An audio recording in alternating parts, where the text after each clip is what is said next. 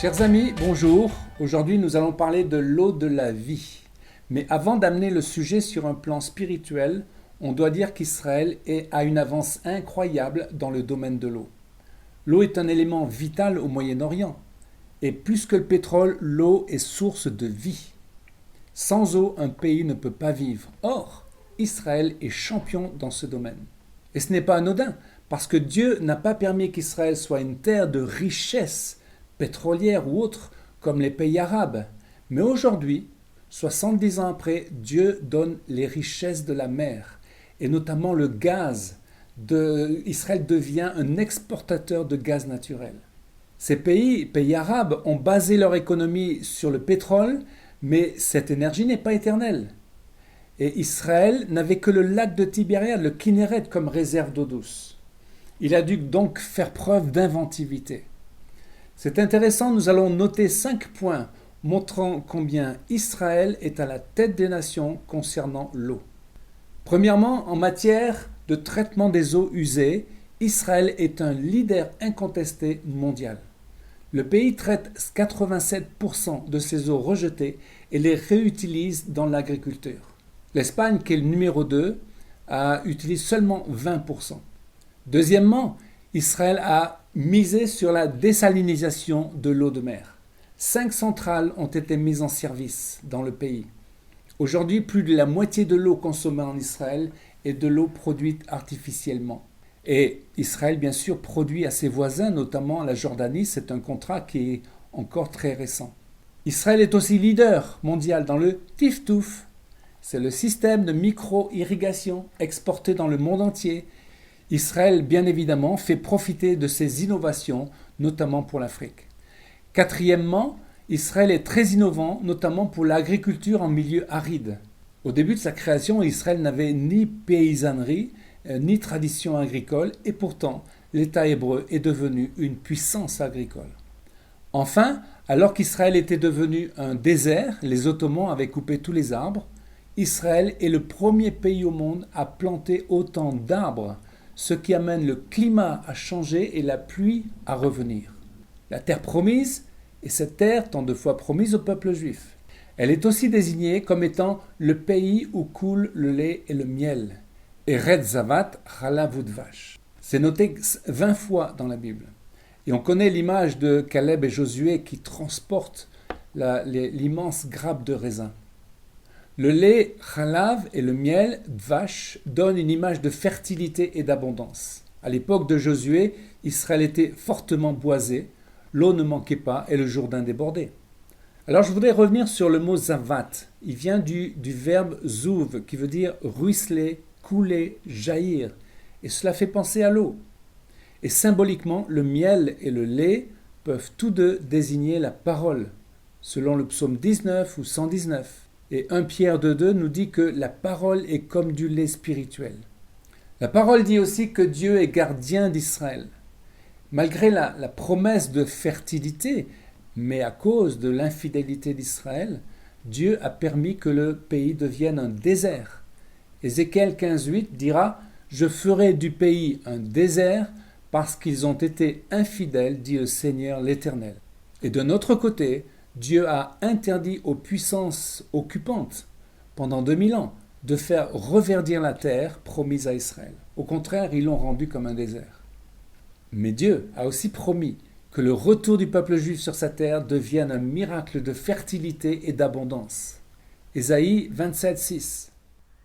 Dans les temps à venir, Jacob prendra racine, Israël poussera des fleurs et des rejetons, et il remplira le monde de ses fruits. Lisons d'ailleurs le verset qui précède, verset 3. « Moi l'Éternel, j'en suis le gardien, je l'arrose à chaque instant. » Parlons justement des eaux, de la pluie du ciel. Il y a un verset très étonnant. Joël 2, 23. Lisons-le.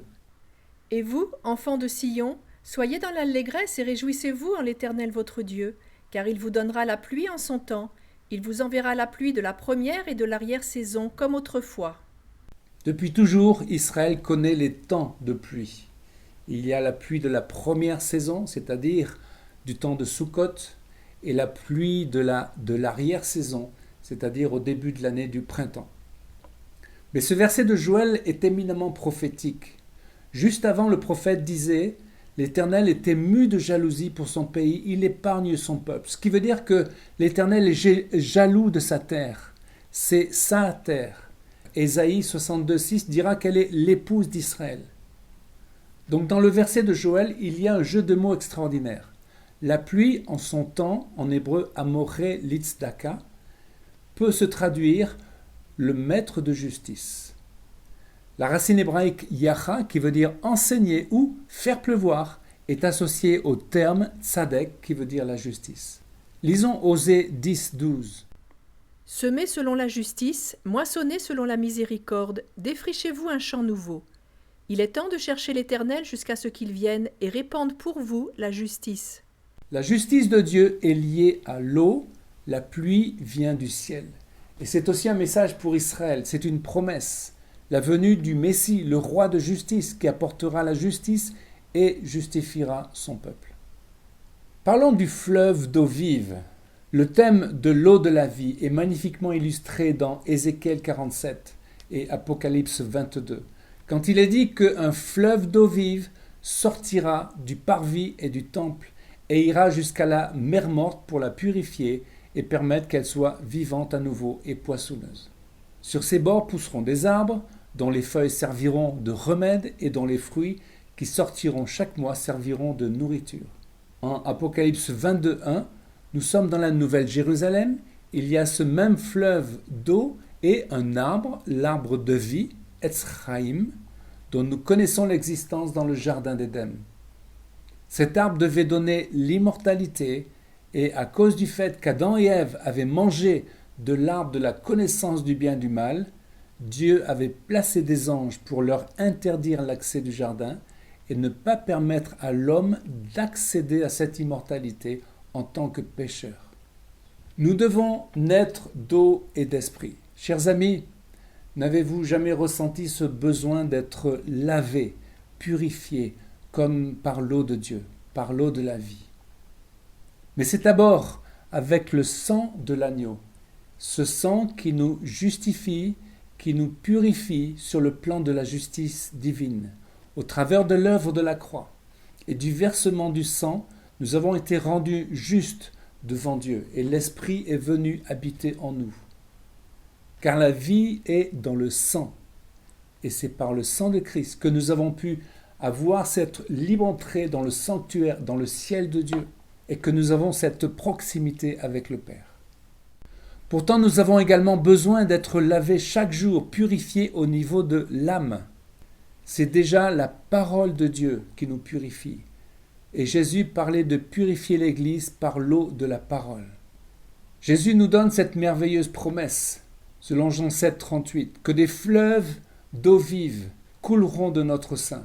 Et c'est vrai, c'est une image forte, mais unis à Christ, nous sommes comme le rocher duquel jaillit une eau vive et qui sera une bénédiction pour tous.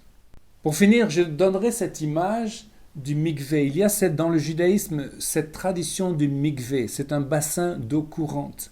Et c'était également un bain rituel utilisé pour l'ablution nécessaire qui existe toujours au rite de pureté dans le judaïsme. Le mikvé a pour sens le renouvellement de la vie. Chers amis, prenons du temps régulièrement pour nous immerger dans le mikvé de l'esprit, pour renouveler notre vie spirituelle. C'est une immersion tellement rafraîchissante qui nous lave, nous purifie et nous fait du bien. Amen. Chers amis, à une prochaine fois pour une nouvelle vidéo en direct de Jérusalem.